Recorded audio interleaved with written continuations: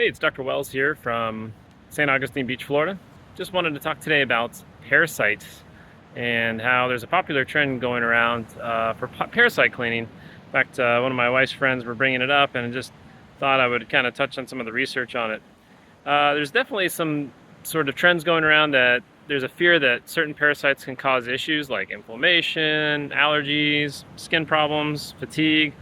Uh, I guess the notion is that you could take some sort of herbal concoction and sort of shed them, and there's some research looking at like pumpkin seed and things and fibers that will sort of push some of the worms out of the intestines and things. But overall, the research shows that if you have intestinal worms, you probably would know about it. You would be really ill, you'd have leukocytosis, you'd have multiple problems with bloating, weight loss, and things like that. And usually it's linked to not only those marked symptoms, but some type of travel, particularly overseas. For the most part, here in America and the westernized world, we're pretty good in terms of parasites. Like trichinosis was well controlled in pork, and even those that maybe say, oh, I had a parasite from sushi or something, usually our healthy bodies can flush those out and take care of those on their own.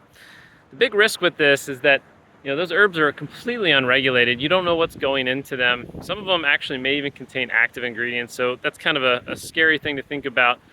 Even if you think it's an herb, it may not be something that your body can tolerate. You may be allergic to it as well. And there's actually now, it's funny how these trends go. There's people that want to deworm, and now there's research in the peer-reviewed literature that there's people actually adding worms into their gut.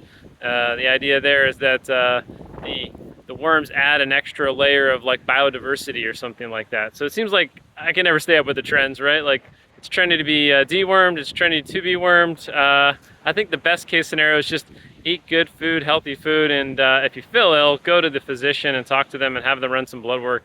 But otherwise, stay clear of the TikTok and the Instagram influencers. Have a good day. If you haven't, check out our nutritional courses for physical therapists and rehab professionals, and stay tuned for more.